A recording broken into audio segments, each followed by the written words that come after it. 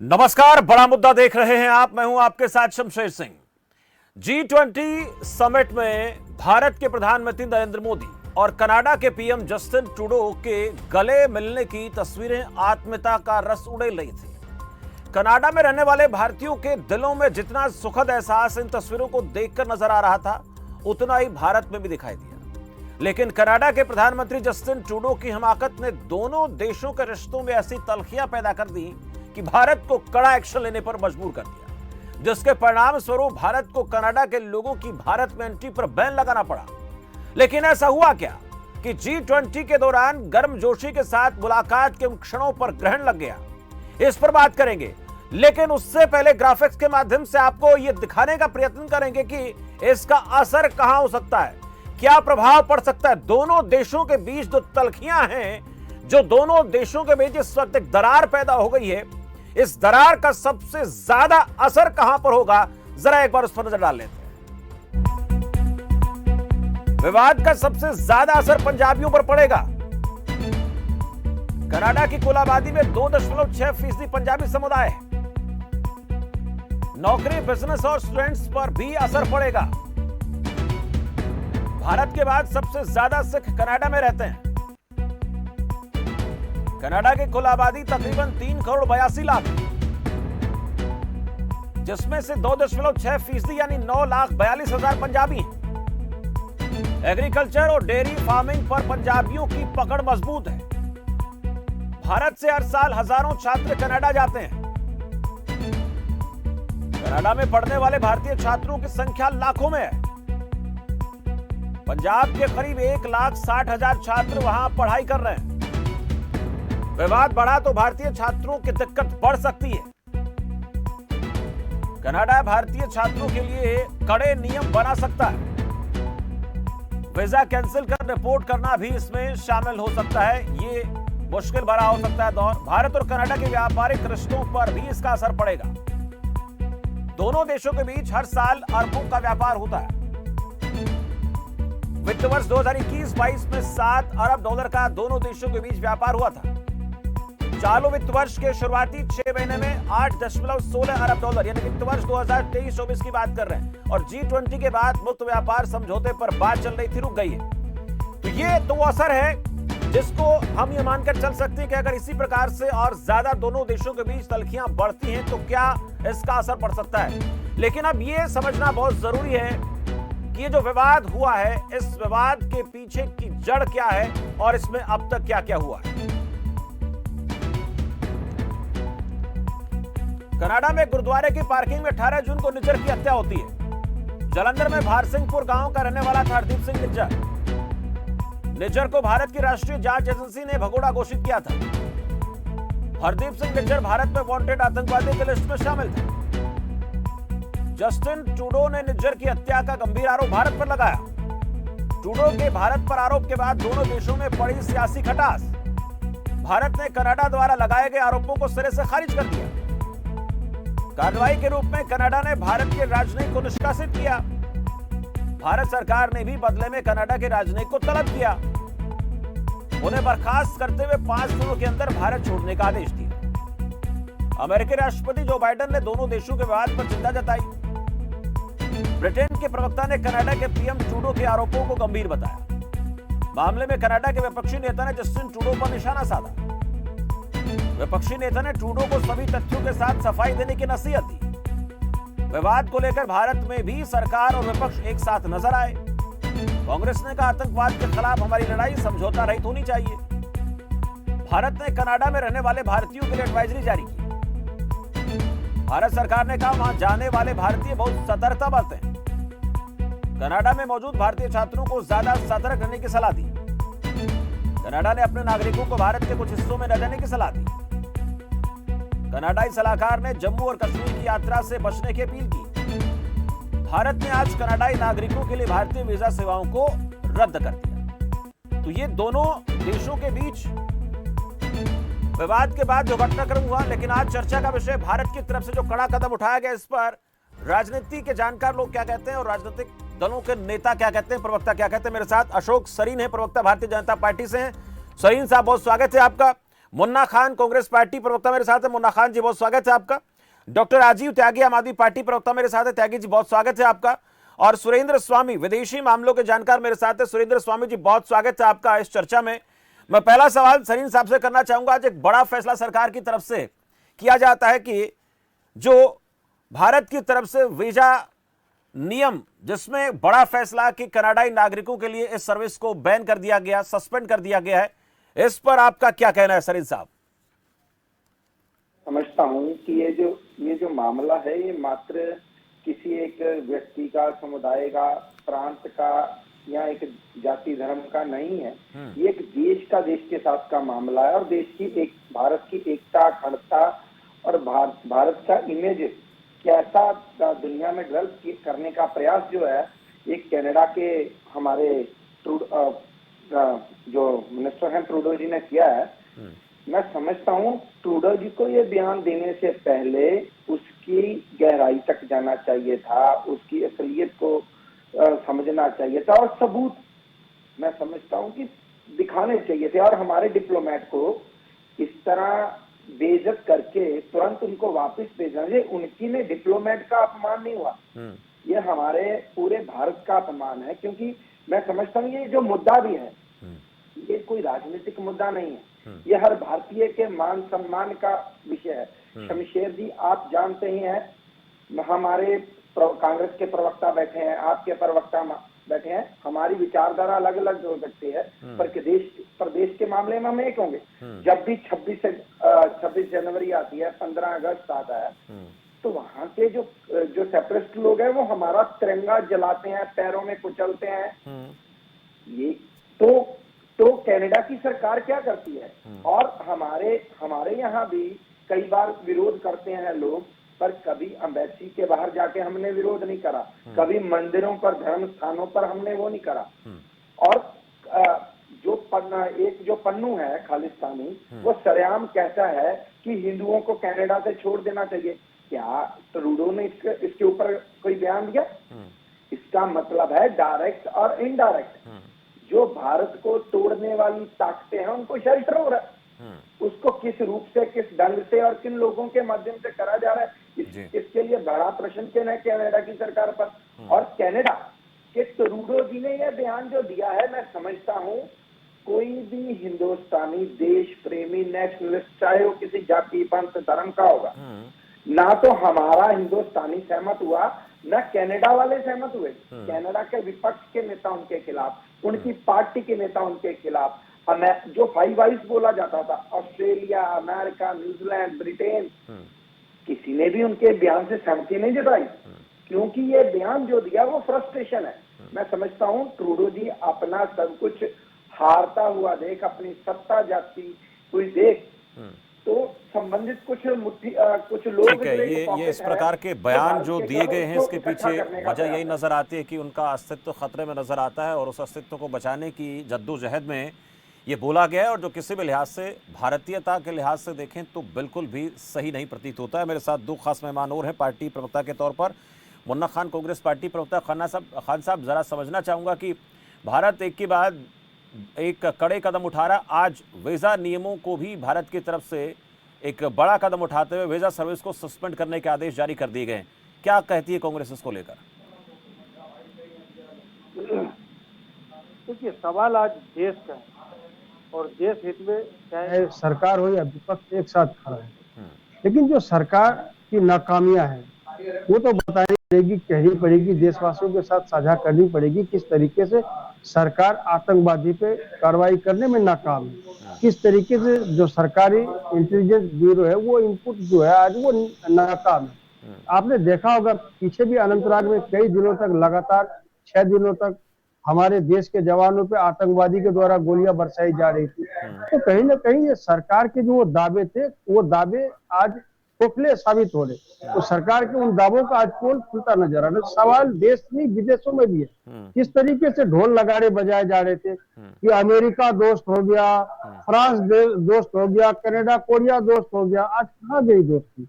आज जब बात हिंदुस्तान के ऊपर है तो सभी को एकजुट होकर के, क्या किसी भी देश से अभी अब तक एक भी कोई स्टेटमेंट या कोई एक ट्वीट आया है?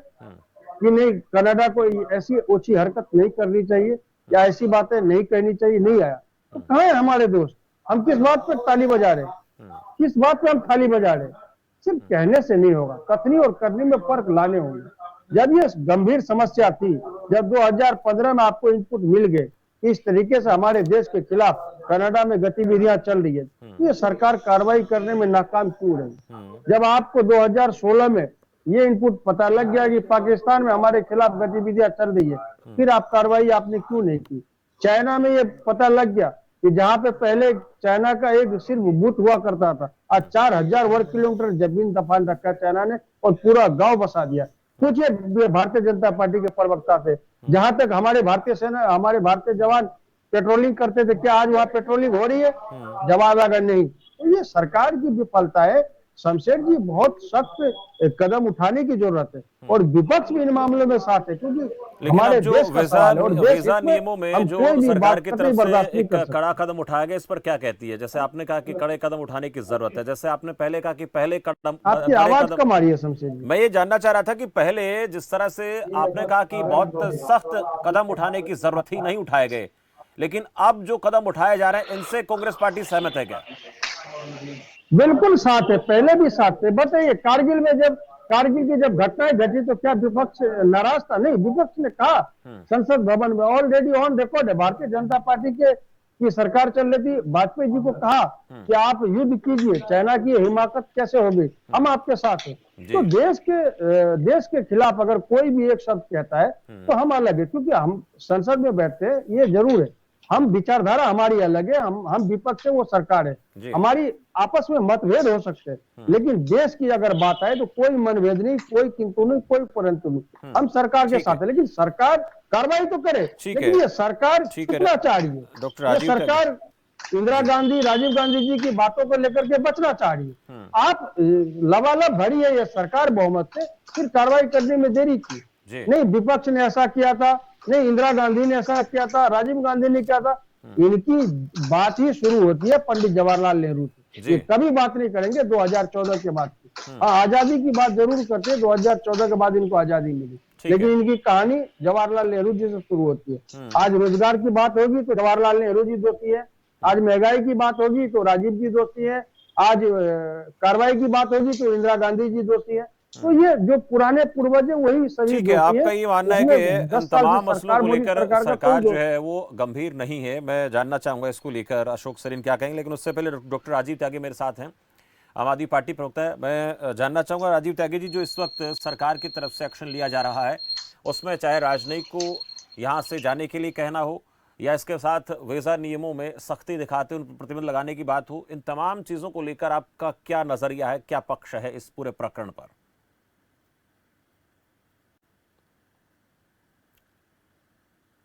राजीव त्यागी जी, मेरी चलिए संपर्क नहीं है इस वक्त हो पा रहा। मेरे साथ सुरेंद्र स्वामी है, विदेशी मामलों के जानकार, उनसे जरा बात करना चाहेंगे। स्वामी जी, इस वक्त जो तलखियां हैं, जो दूरियां हैं, वो बढ़ती नजर आती हैं और एक एक दिन जैसे जैसे आगे बढ़ रहा है वो और ज्यादा कड़ा होता दिखाई दे रहा है। हमारी तरफ से जो बहुत अहम कदम, कड़े कदम उठाए जाने चाहिए थे, उनको उठाया भी जा रहा है। अब तक का जो घटनाक्रम रहा उसके ऊपर आपका क्या कहना है? देखिए, अगर आप इसको पूरे बैकग्राउंड में देखते हैं तो आपको देखना होगा जब कनिष्का का क्रैश हुआ था, उस समय इनके पिताजी, जो मौजूदा प्रधानमंत्री हैं, इनके पिताजी उस समय प्रधानमंत्री थे। सारी उनको रिपोर्ट दी गई, सारी सबूत दिए गए, लेकिन उन्होंने उसमें जो 2 खालिस्तानी इन्वॉल्व थे उनको भारत को सरेंडर नहीं किया। तो अगर आप बैकग्राउंड देखें, बीज तो वहां से डला हुआ है, आज ये कोई नई बात नहीं है। लेकिन अभी तक क्या हो रहा था कि ये चूंकि 2 देशों के बीच में बातें होती हैं तो वो डिप्लोमेटिक लेवल पर होती रही।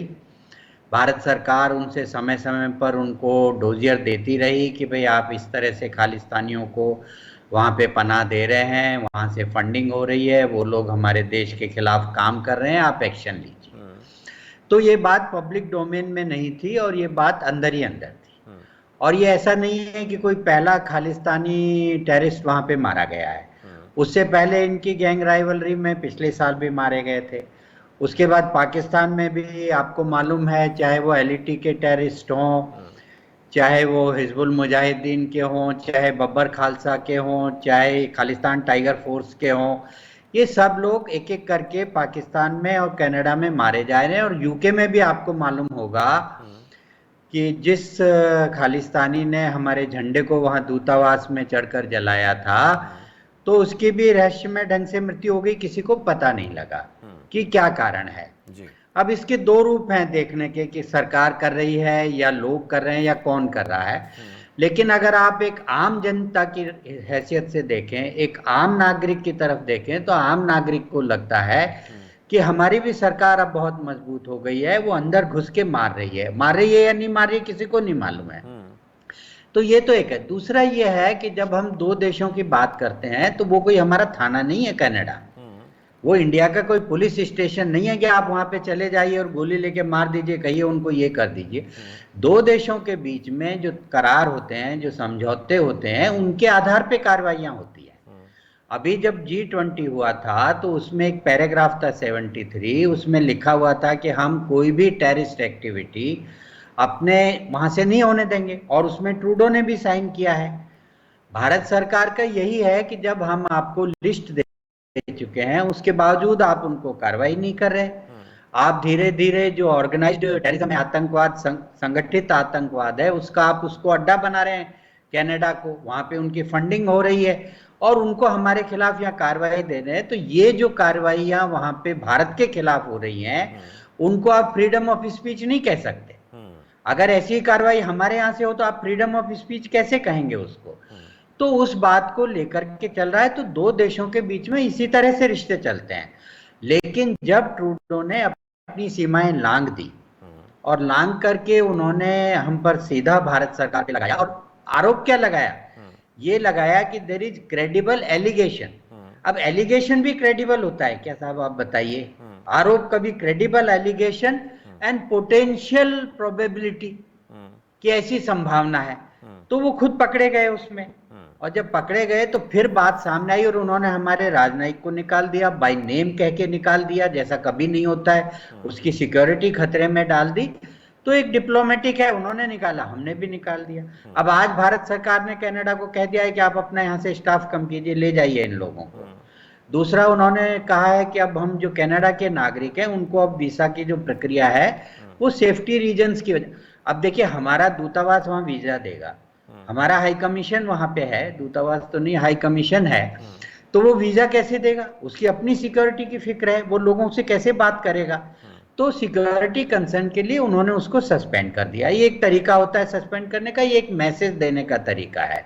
करीब करीब 1000 से ज्यादा कंपनियां इस समय कनाडा के भारत में अपना व्यापार करने की सोच रही हैं।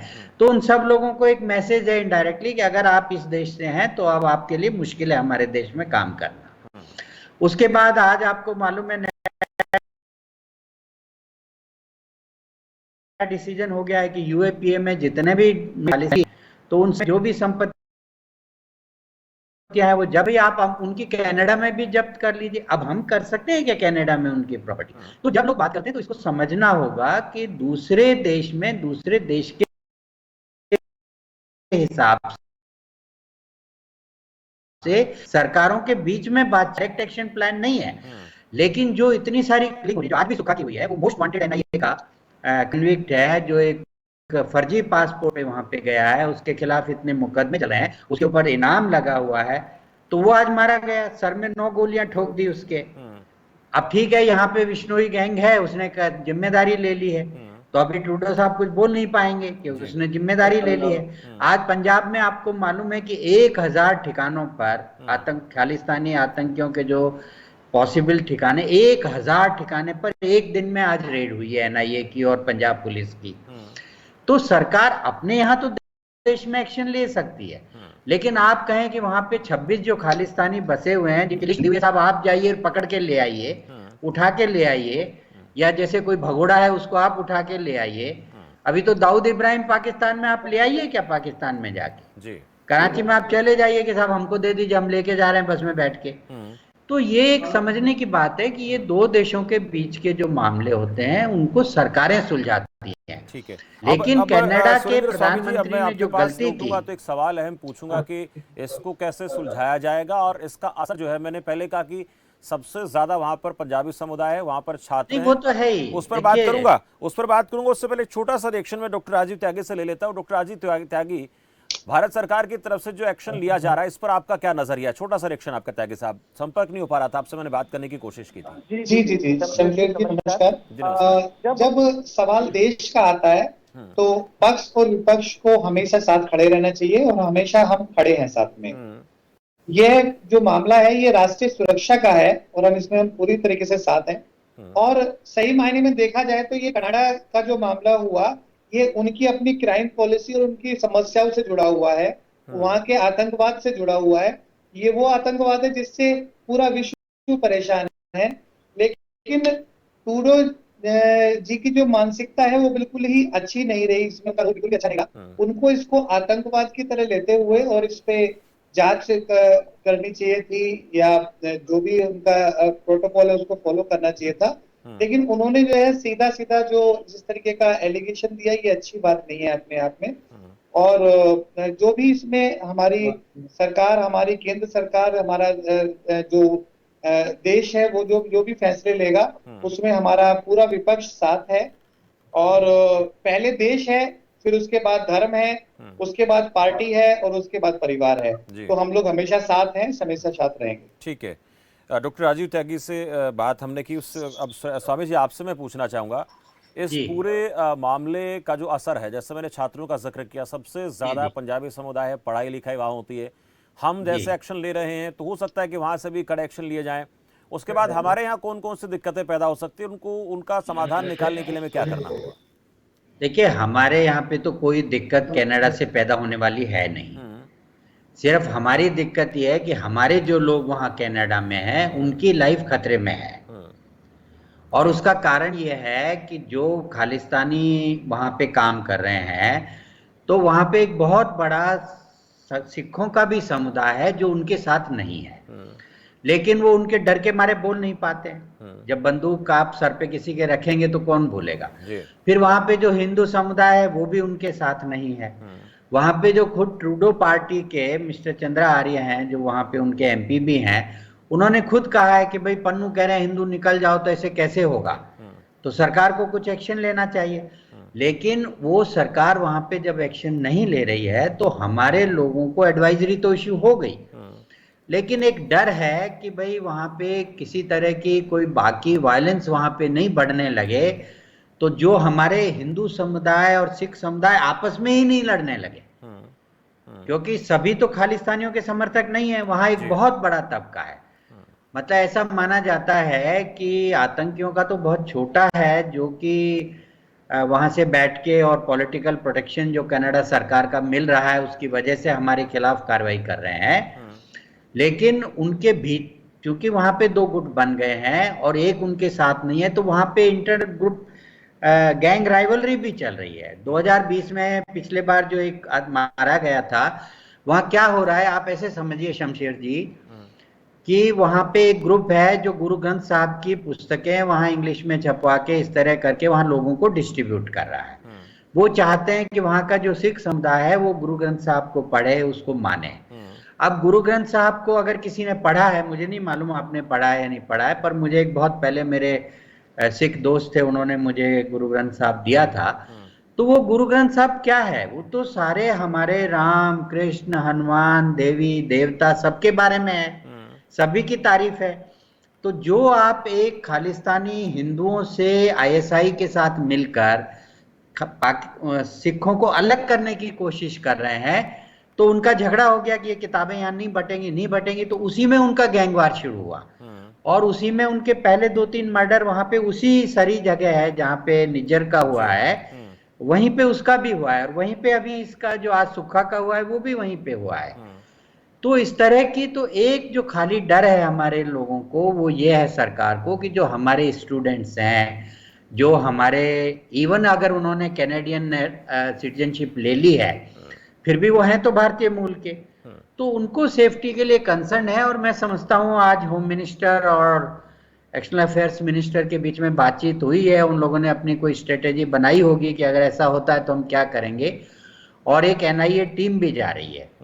अब इसमें बात ये हो रही है कि निज्जर को फंडिंग कौन कर रहा था, तो कनाडा एनआईए को तो आने से अभी रोक नहीं सकता है, वो तो एक्सपोज हो जाएगा पूरी तरह से जी। और एनआईए को जो सूत्र मिले हैं उसमें ऐसी जानकारी मिल रही है कि वो मतलब वहां के सिर्फ पॉलिटिकल प्रोटेक्शन नहीं है, उनको फंडिंग भी हो रही है भारत के खिलाफ खालिस्तान मूवमेंट के लिए। तो इस बात को लेकर भी वहां एक्शन है। दूसरी बात ये थी कि जब भी एक आपके प्रवक्ता कह रहे थे कि साहब वो हमारे दोस्त हैं, कहाँ गए, शायद उन्होंने देखा नहीं, पढ़ा नहीं, या जिसको जैसे बोलना हो, लेकिन फैक्ट्स ये हैं कि अमेरिका ने ट्रूडो का साथ नहीं दिया, यूके ने ट्रूडो का साथ नहीं दिया, न्यूजीलैंड ने साथ नहीं दिया, ऑस्ट्रेलिया ने साथ नहीं दिया। ये 4-5 लोगों की एक इंटेलिजेंस की आई बोलते हैं 5 आई अलायंस, 5 ये देशों की। लेकिन अगर मान लीजिए एक देश का प्रधानमंत्री ये कहता है कि साहब हमको शक है, तो उन्होंने कहा ठीक है आप इन्वेस्टिगेट कीजिए, अगर कोई आपको मिलता है सबूत तो आप एक्शन लीजिए। लेकिन उन्होंने भारत को कंडेम नहीं किया, उन्होंने भारत का इन्वॉल्वमेंट है इसको लेके एक शब्द नहीं कहा। और यूके ने तो ये भी मना कर दिया कि भाई हम ट्रेड एग्रीमेंट नहीं रोकेंगे, हमारी बातचीत चलती रहेगी, आपकी अपनी बातचीत है आप मत करिए। लेकिन इतना तो सभी कहेंगे ना, एक बहुत रीजनेबल बात है कि भाई वो कहते हैं कि साहब ये भारत सरकार का इसमें एलिगेशन है, तो आप जांच कीजिए, जांच में जो दोषी है एक्शन लीजिए। तो इस तरह का जो माहौल, लेकिन असली जो बात है शमशेर सिंह जी आज जो हो गई है कि अब भारत जो बात अभी तक जिसको कहते हैं ना भाई घर की बात सड़क पे आ गई, तो जो डिप्लोमेसी के माध्यम से 2 राष्ट्रों के बीच में जो कार्रवाई होती है, जो एक अंदर ही अंदर होती है, वो अब खुल के बाहर आ गई है। और जब खुल के बाहर आ गई है तो भारत सरकार ने ऑल आउट अटैक कर दिया। आज कनाडा को कह दिया कि आपके देश में तो कुछ नहीं है, ऑर्गेनाइज्ड टेररिज्म को आप बढ़ावा दे रहे हैं, आप उनकी फंडिंग कर रहे हैं, आप उन लोगों को पॉलिटिकल पैट्रोनेज दे रहे हैं। और हमारे इंडियंस को भी उन्होंने कहा आप बाहर मत निकलिए, कनाडा की सरकार उन लोग हेट क्राइम वालों के साथ खड़ी हुई है। तो इससे बड़ा और एक्सपोजर क्या होगा जी। ये और आने वाले दिनों में अच्छा दूसरी बात ये है, मैं ये भी बीच में बताना चाहूंगा कि जैसे ही भारत ने कल रुख लिया था तो वो थोड़ा बैकफुट पे आए थे। अब कनाडा से एक्शन नहीं हो रहा है, एक्शन अब हमारी तरफ से हो रहा है। वो बोले नहीं इसको हमारा मतलब प्रोवोक करना नहीं था, हमारा तो सिर्फ ये कहना था कि हमारे यहाँ रूल ऑफ लॉ है, फ्रीडम है, इसलिए यहाँ किसी को कोई खतरा नहीं है, किसी को डरने की जरूरत नहीं। तो वो अब वापस कर रहे हैं, बैक ट्रैक कर रहे हैं, क्योंकि हमने जब उनको दे दी एविडेंस और वो एविडेंस हमने शेयर कर ली है, जो इंटरनेशनली जो एक इंटरपोल से दूसरी लोगों से होता है, तो वो इंफॉर्मेशन हम शेयर। अब कनाडा कैसे जस्टिफाई करेगा कि मेरे यहाँ पे ये टेररिस्ट हैं और मैं इनके खिलाफ एक्शन ले रहा हूँ, वो तो नहीं ले रहा है। ठीक है, ये बहुत महत्वपूर्ण है कि हम जो एक्शन ले रहे हैं टेररिस्ट के खिलाफ, वो चीजें वैश्विक स्तर पर हम उन चीजों को बता पाने में, रख पाने में कामयाब हो रहे हैं और उसी का असर खुल के सामने बात हो रही है। क्योंकि अब तो सारी चीजें देशों के बीच की बात नहीं रही और सड़क पर जब इस प्रकार की चीजें आती है तो फिर खुल के खेलने का मजा अपना अलग होता है। सरीन साहब, छोटा सा रिएक्शन आपका, जो तमाम बातें स्वामी जी ने कही है कि वहां पर थोड़ा रिस्क तो है उन लोगों के लिए जो खालिस्तानी समर्थक नहीं है, चाहे पंजाबी हैं चाहे अन्य धर्मों के लोग वहां पर रहते हैं, उसके लिए सरकार को बहुत अहम कदम उठाने की जरूरत नजर आती है, जितना मैं स्वामी जी की बातों से समझ पाया हूँ। शमशेर जी, मेरे कांग्रेस के प्रवक्ता मित्र ने तो कुछ और ही आज का विषय जो है, ये कहते हैं कि दबी जवान में समर्थन करना इनका मजबूरी बन गया, पर चाहत नहीं है। इन्होंने बात करी कि हमारी फौज, जैसे आपके समय में सर्जिकल स्ट्राइक नहीं होता था, गर्दन काटकर पाकिस्तान वाले ले जाते थे, आज पाकिस्तान के अंदर हमने सर्जिकल स्ट्राइक भी करा, एयर स्ट्राइक भी करा, और कभी फौज पर प्रश्न खड़ा नहीं किया। चलो आज वैसे विषय ये नहीं है, विषय पाकिस्तान कनाडा का है। देखो कनाडा के अंदर जो लोग भारत विरोधी गतिविधियां करते हैं, उन लोगों को डायरेक्ट और इनडायरेक्ट संरक्षण जो है जग जाहिर हो गया कि कौन कर रहा है और किन लोगों को सहयोग करना है, किन लोगों को लताड़ना है, किन लोगों को प्रोटेक्ट करना है।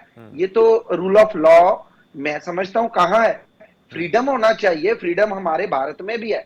कभी किसी एम्बेसी के बाहर जाकर हमारे लोगों ने किसी मुल्क के खिलाफ प्रदर्शन नहीं किया। हम चारों लोग बैठे हैं, चाहे हमारी पार्टियां अलग अलग हैं, कभी हम में से किसी ने किसी देश को इस तरह प्रश्न चिन्ह खड़ा नहीं करा। ठीक है, मैं समझता हूँ ये सब जो है ट्रूडो जी अपनी गिर रही राजनीतिक साख की वजह से कर रहे हैं, और ये मुद्दा जो है कि हर राजनीतिक दल से अपनी आपसी मतभेद से, सब चीजों से ऊपर उठकर सोचने का विषय है। मुन्ना खान जी, छोटा सा रिएक्शन आपका, और आपने जो कुछ सवाल उठाए थे उनका स्वामी जी ने बहुत अहम तरीके से जवाब भी दिया है। जो बातें आप कर रहे थे कि वैश्विक पैमाने पर हम अलग थलग पड़ गए, ऐसा नहीं है। मुन्ना खान, आवाज नहीं है शमशेर जी। मैं ये कह रहा था कि आपने कहा कि वैश्विक स्तर पर कौन हमारा दोस्त यहाँ हमारे साथ खड़ा है। अब इसको लेकर स्वामी जी ने बात कही कि देखिए ऐसा नहीं है, ऐसा जो आप लोग बात कर रहे हैं उसमें कोई सच्चाई नहीं है। किसी भी देश ने ऐसा नहीं कहा कि हम भारत के खिलाफ हैं इस पूरे मामले में। नहीं, सवाल किसी देश ने नहीं कहा भारत के खिलाफ है, तो कोई देश तो ये भी नहीं कहा ना कि कनाडा ने जो कहा वो गलत है। ये चुप्पी साधने का मतलब कहीं ना कहीं सहमत है या अभी उन्होंने पत्ते नहीं खोले। अगर ऐसी बात की, अगर कूटनीति भारत सरकार की सही होती तो ये आपस में जरूर बात करते कि नहीं इसकी गलत थी। दूसरी बात, मित्र हमारे कह रहे थे कि ये तो ऊपर के मन से कह रहे हैं कि सरकार के साथ है, अंदर से तो ये अंदर से साथ नहीं है। तो इनको अंदर का पता है और बाहर का पता है, लेकिन आतंकवादी घटनाएं हमारे देश में हो रही है उनका पता नहीं। कनाडा में भारत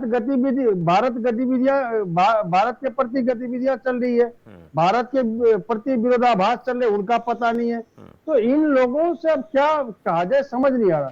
भाई आप मुद्दे पे बात करें ना, जो मुद्दा उन पे बात करें। विपक्ष साथ नहीं है, विपक्ष साथ कब साथ नहीं है, आप बताइए। जो बहुमत से गवाला भरी हुई सरकार है उसे क्या डॉक्टर राजीव त्यागी से भी लेकर डॉक्टर राजीव त्यागी वैश्विक स्तर पर इस पूरे मामले को लेकर बातें रखी हैं सुरेंद्र स्वामी जी ने, इस पर आम आदमी पार्टी क्या कहती है? ठीक है सलीम साहब, एक मिनट, एक रिएक्शन त्यागी जी से ले लेते हैं। ठीक है सलीम साहब, उस पर जो है हमने रिएक्ट करा वर्क। सलीम साहब एक मिनट, त्यागी जी से जवाब लेते हैं। त्यागी जी जी, देखिए ये हमारे देश के पक्ष और विपक्ष की ताकत है कि आज कनाडा जो है वो बैकफुट पे आ रहा है, और हमें इस ताकत को बनाए रखना चाहिए। और हम लोग मजबूती से यही कहेंगे कि हम सब लोग साथ हैं, जहाँ राष्ट्रीय सुरक्षा की बात है, जहाँ राष्ट्र के सम्मान की बात है, जहाँ आतंकवाद की बात है, हम सब लोग साथ भी खड़े हैं, सरकार के साथ भी खड़े हैं और अपने देश के साथ भी खड़े हैं।